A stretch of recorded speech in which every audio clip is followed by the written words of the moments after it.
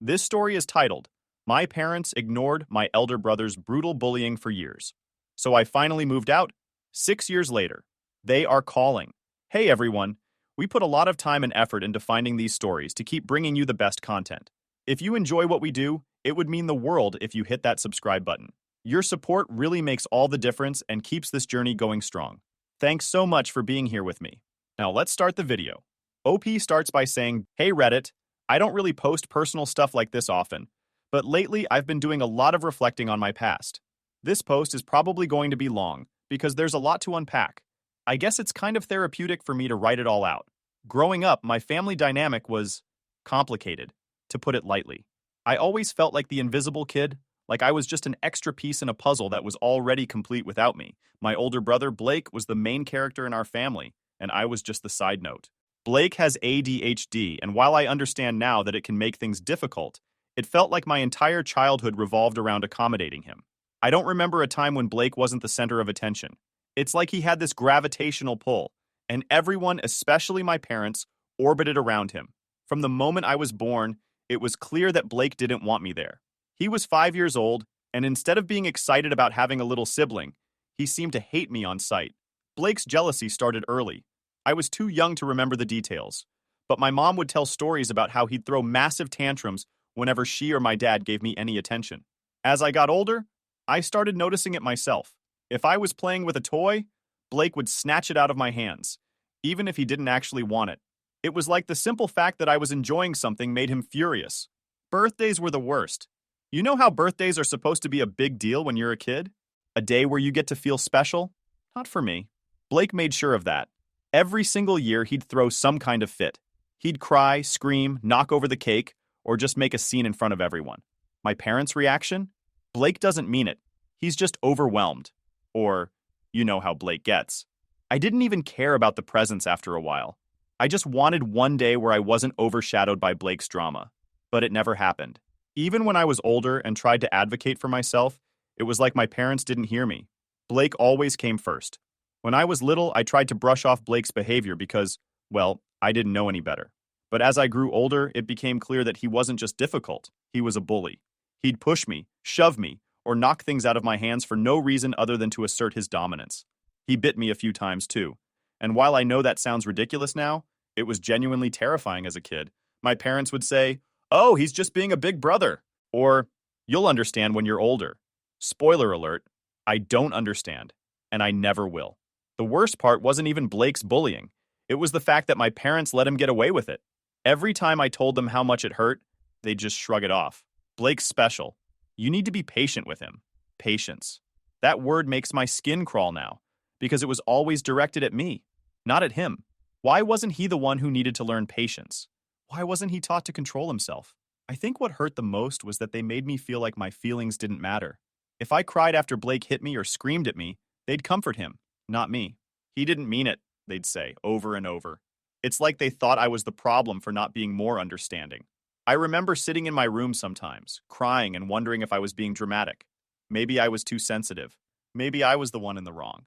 But deep down, I knew it wasn't fair. Blake's behavior wasn't just limited to me, though. He struggled socially, too. He never had many friends, and my parents would try to set up play dates for him. Those were disasters. He'd act out, make the other kids uncomfortable, and then they wouldn't want to come back. My parents always seemed more embarrassed for him than concerned about how his actions affected others. Meanwhile, I learned early on to keep my head down and avoid rocking the boat. I became the good kid because I didn't want to add to their stress. But being the good kid didn't mean I got rewarded. It just meant I was ignored. I longed for a normal sibling relationship, the kind you see in movies where brothers or sisters look out for each other. I wanted a protector, not a tormentor.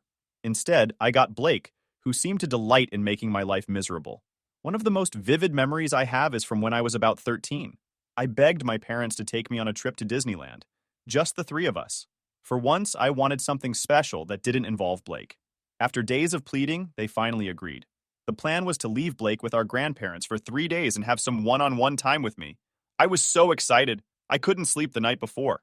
But when Blake found out about the trip, he lost it. He screamed, cried, and even threw things around the house.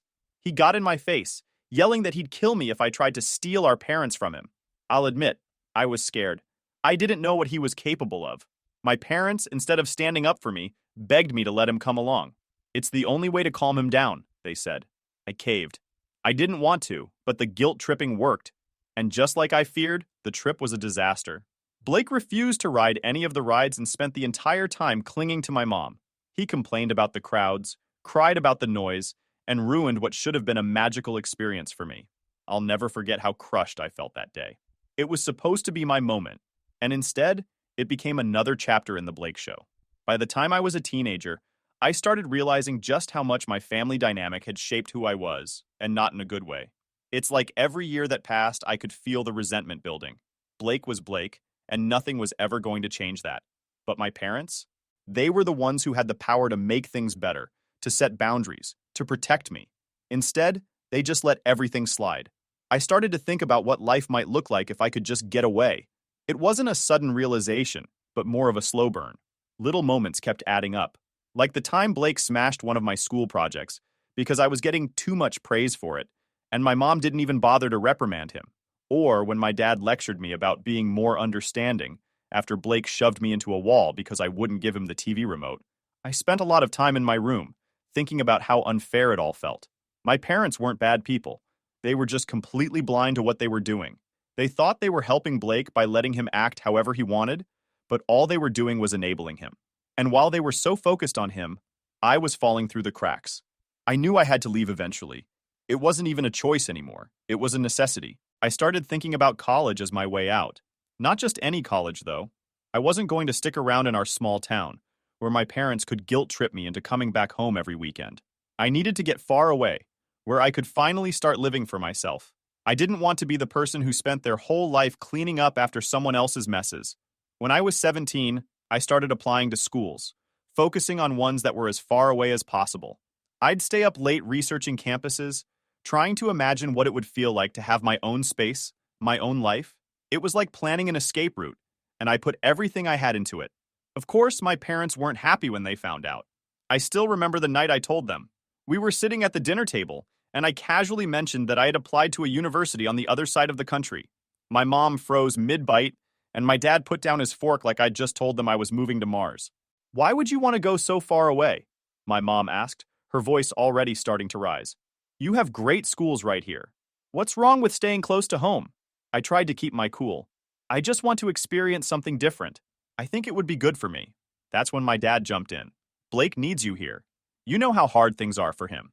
You can't just leave him like that." That comment hit me like a punch to the gut. Blake needs me? What about what I needed? I looked at them both, trying to find the right words to explain how much I was suffocating in that house. But I knew they wouldn't understand. They never did. "I'm not responsible for Blake," I said, as calmly as I could. "I need to live my own life." That's when the conversation took a turn I'll never forget. My dad, clearly frustrated, blurted out something I don't think he even meant to say. "We had you so that Blake would always have someone to take care of him." I stared at him, my stomach dropping like a rock. My mom immediately jumped in, trying to backtrack. "He doesn't mean it like that," she said, her voice shaking. "Of course we love you. You're just part of the family plan." Part of the family plan? I don't know if they realized how much damage those words did, but in that moment, everything clicked for me. My whole life, I'd felt like I was second place to Blake. Now I knew why. I wasn't just second place, I was a backup plan. I didn't say much after that. What could I say? The idea that my parents didn't see me as my own person, but as an extension of Blake's care, was too much to process. I excused myself from the table and went upstairs, closing the door behind me. That night, I made a promise to myself. No matter what it took, I was going to leave. I wasn't going to let my parents' expectations trap me in a life I didn't want. I didn't care if they called me selfish or ungrateful or whatever else they wanted to throw at me. For once, I was going to put myself first. The next few months were a whirlwind. I threw myself into my schoolwork, determined to get the grades I needed for a scholarship. I started saving every penny I could from my part-time job, even though it wasn't much. And when acceptance letters started coming in, I didn't tell my parents right away. I wanted to have a plan in place before I broke the news. When I finally told them that I'd been accepted to a university across the country, they didn't take it well. My mom cried. My dad tried to guilt trip me, saying I was abandoning the family. They even threatened to cut me off financially, which was laughable considering they hadn't saved much for my college fund to begin with. But I didn't care. I had already talked to my grandparents, who were the only ones who truly supported me. They offered to let me stay with them until I was ready to leave for school, and even said they'd help me with some of the costs. It wasn't ideal, but it was enough. The day I packed my bags and left for my grandparents' house was the first time I felt like I could breathe. My parents tried one last time to convince me to stay, but I didn't look back. I knew I was doing the right thing. That summer, I worked harder than I ever had before, saving up as much money as I could and preparing for the next chapter of my life. I was scared, sure, but I was also excited. For the first time, I felt like I had a future that was truly mine. Looking back now, I realized that leaving wasn't just about escaping Blake or my parents' expectations. It was about finding myself, about proving to myself that I was more than just an afterthought in someone else's story. And even though the road ahead was going to be tough, I knew I was ready for it. When I finally left for college, it felt like stepping into another world. For the first time, I could breathe without constantly looking over my shoulder for Blake or worrying about what my parents wanted. I won't lie and say it was easy. Those first few months were tough, but it was the freedom I had been craving my entire life. The hardest part was figuring out how to make ends meet. My parents followed through on their threat to cut me off financially. Not that they had much to offer anyway, but it still stung knowing they were serious about it. It wasn't just about the money, it was about how little they valued me as a person.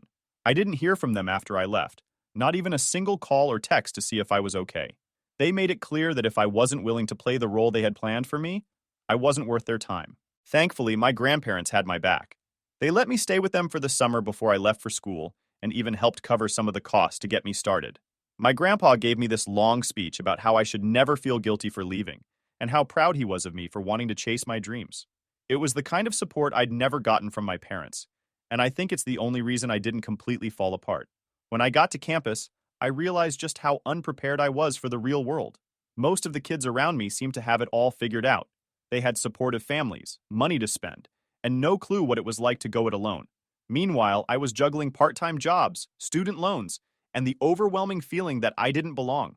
I worked as a server at a diner near campus, pulling late shifts to make rent and afford textbooks. There were nights I'd come home so tired I could barely stand, but I knew I didn't have a choice. I had to make it work because there was no safety net waiting for me if I failed. Despite all the stress, I loved being on my own.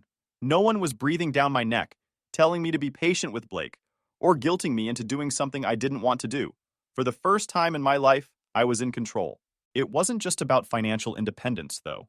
Emotionally, I was finally starting to unpack everything I'd been through growing up.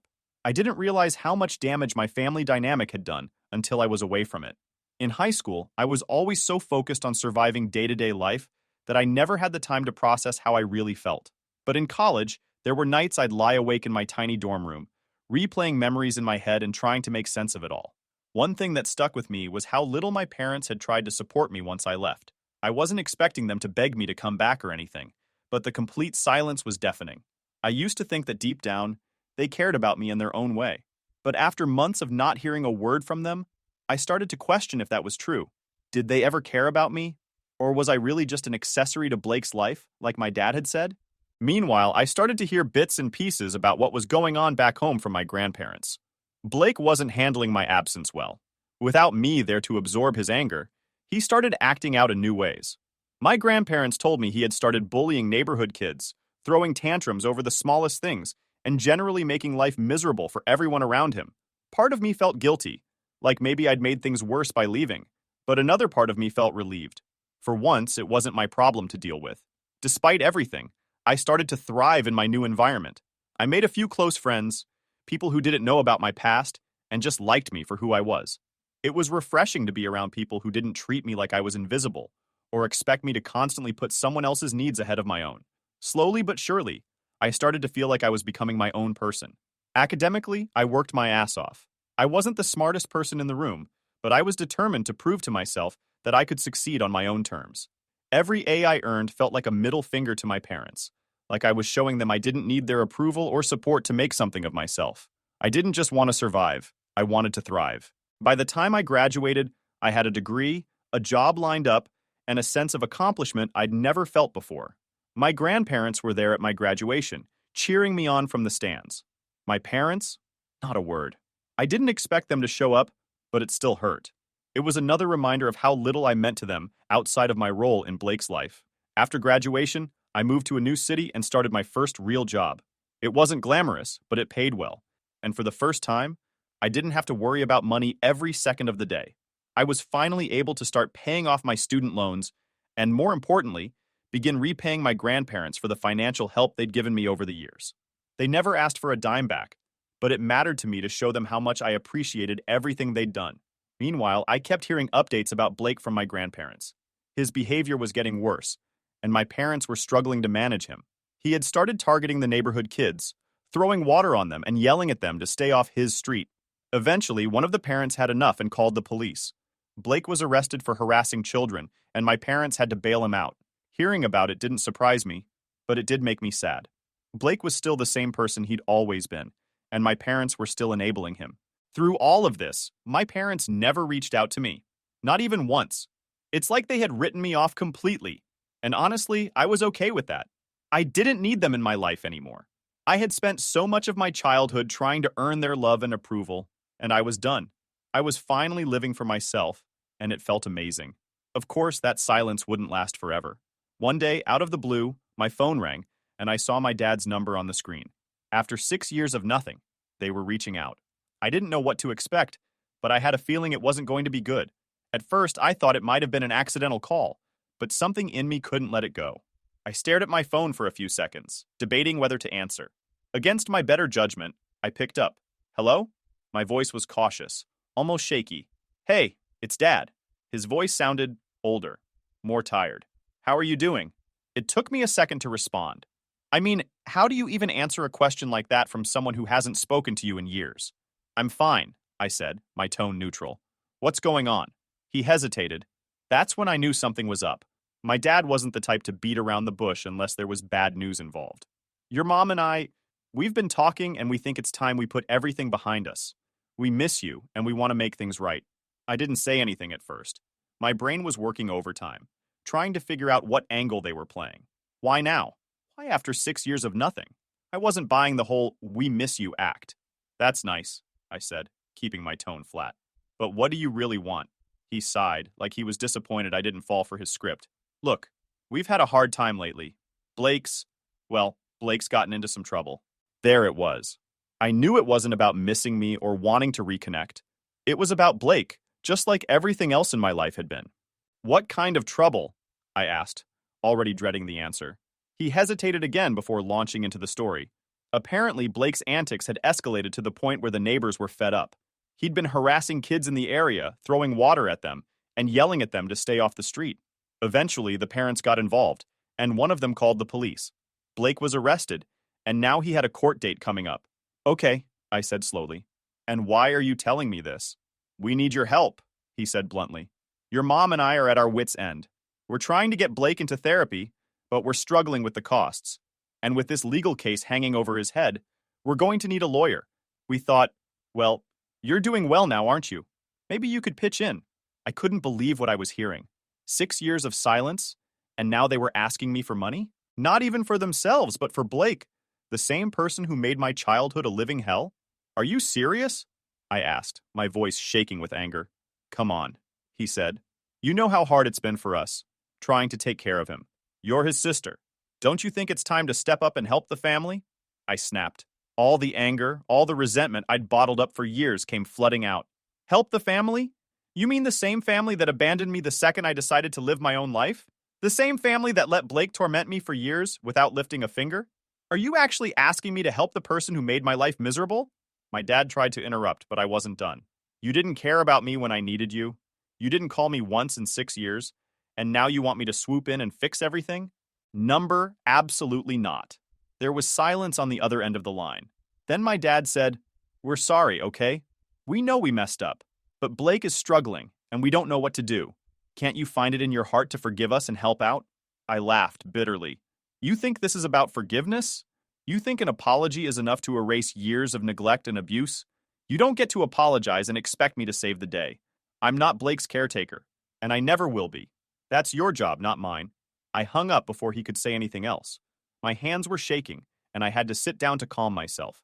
I wasn't sure if I was more angry or hurt. They had some nerve, calling me after all these years and acting like I owed them something. Later that night, my mom sent me a long text message. It was full of apologies and promises to do better. She admitted they should have handled things differently when we were kids and that they regretted how they treated me. But she also doubled down on asking for my help, saying that Blake's situation was dire and that they couldn't do it alone. I didn't respond. I didn't know how to. Part of me wanted to tell them to go to hell, but another part of me felt guilty, even though I knew I shouldn't. No matter how much I tried to convince myself that I didn't care about them anymore, a small part of me still did. I spent the next few days trying to sort through my feelings. Was I being too harsh?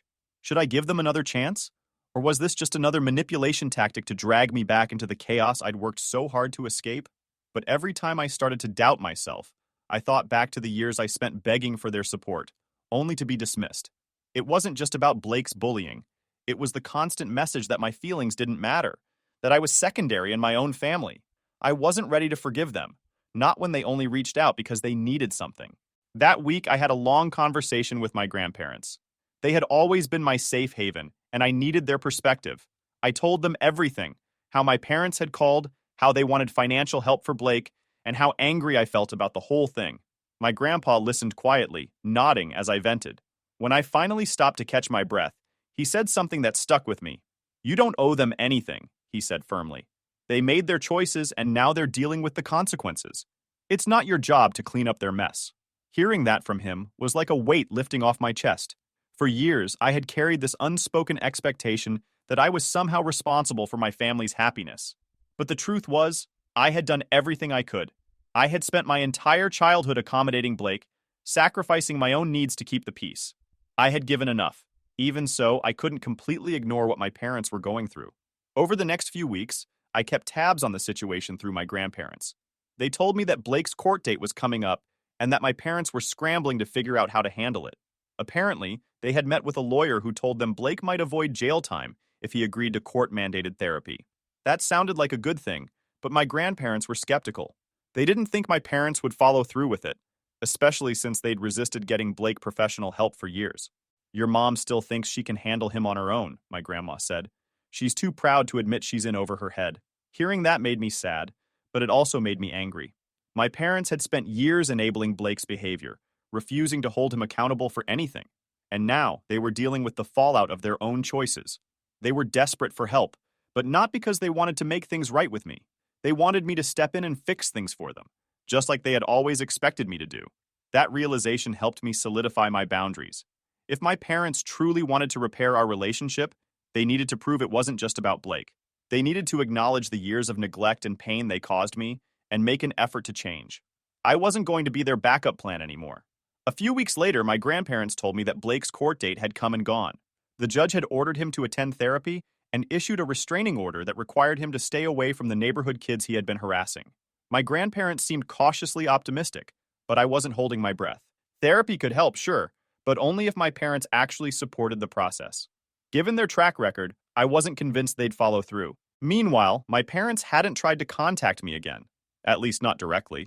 My grandma mentioned that my mom had been venting about me during one of their conversations. According to her, my mom was frustrated that I hadn't responded to her messages and felt like I was punishing them by staying distant. When my grandma told me that, I just shook my head. It wasn't about punishment. It was about protecting myself from more hurt. Still, I couldn't shake the feeling that this wasn't over. My parents were too stubborn to let things go, especially when it came to Blake. And sure enough, a few days later, I got a message from a number I didn't recognize. It was my dad, using a new phone to reach out. The message was short and to the point. Period. "We're sorry if we upset you. We just want to talk. Please give us a chance." I stared at the message for a long time, debating whether to reply. On one hand, I was curious. Had they really changed? Did they genuinely want to mend things? Or was this just another attempt to rope me back into their drama? On the other hand, I didn't want to open the door for more manipulation. I'd worked so hard to build a life away from their chaos, and I wasn't sure I was ready to risk it. In the end, I decided not to respond. I wasn't ready to face them yet, and I wasn't going to let guilt dictate my choices. If they truly wanted to make amends, they would have to prove it through their actions, not just words. After ignoring my dad's latest attempt to reach out, I finally felt like I was beginning to close a chapter in my life that had been left open for too long. My childhood and teenage years had been defined by my family's dysfunction, but now I was in control. Still, that didn't mean the emotions disappeared overnight. There was a lot I had to process, and the journey to truly moving on was far from easy. A few weeks after my dad's text, I got an update from my grandparents about how things were going back home. Blake had started his court-mandated therapy, but not without resistance. Apparently, he had thrown a massive fit before his first session, yelling that he didn't need help and that everyone else was the problem. My grandparents said my mom had to practically drag him out of the house to get him there. Hearing about that didn't surprise me. It was classic Blake behavior, but it did make me feel a strange mix of emotions. On one hand, I was relieved he was finally being forced to confront his issues. On the other hand, I couldn't help but wonder if therapy would actually help him, or if it was too late for meaningful change. Years of enabling don't just disappear because of a court order. Meanwhile, my parents were still struggling financially. Between Blake's legal fees, the fines they had to pay, and the cost of therapy, they were barely keeping their heads above water. My grandparents mentioned that they'd had to step in a few times to help cover expenses, even though my parents hadn't asked directly. My grandparents didn't seem happy about it, but they said they couldn't stand by and watch my parents sink. I felt bad for my grandparents. They'd already done so much for me, and now they were being dragged into my parents' mess. I told them they didn't have to keep me updated if it was too stressful for them, but they insisted they wanted to. "You deserve to know what's going on," my grandma said, "even if you're not involved." Despite everything, my grandparents were still encouraging me to maintain some kind of distance. They knew how much pain my parents had caused me, and they didn't want me to get sucked back into that dynamic. "They need to learn how to stand on their own," my grandpa said, "and you need to keep living your life." I still heard updates from my grandparents every now and then. They told me that Blake's therapy sessions had been rocky, but that the therapist was optimistic about his progress. My parents, meanwhile, were still trying to repair their reputation in the neighborhood after everything that had happened with Blake and the local kids. It sounded like they had a long road ahead of them, but that was their journey to navigate, not mine. As for me, I started making plans for the future. I'd been saving up for years, and I was finally in a position to travel, something I'd always dreamed of, but never had the chance to do. I booked a trip to Europe, just me in a backpack, and the thought of exploring new places on my own was both exciting and terrifying. Before I left, I made sure to visit my grandparents. I wanted to thank them for everything they'd done for me, for their support, their love, and their unwavering belief in me, even when my parents didn't. We spent the day reminiscing about old times, and my grandpa gave me one of his famous pep talks before I left. "You've been through a lot," he said, "but you've come out stronger because of it. Don't let anyone take that away from you." As I boarded the plane for my trip, I thought about how far I'd come. My parents might never fully understand the pain they caused me, and Blake might never change, but that was okay. I wasn't living for them anymore. I was living for myself, and for the first time in my life, that was enough.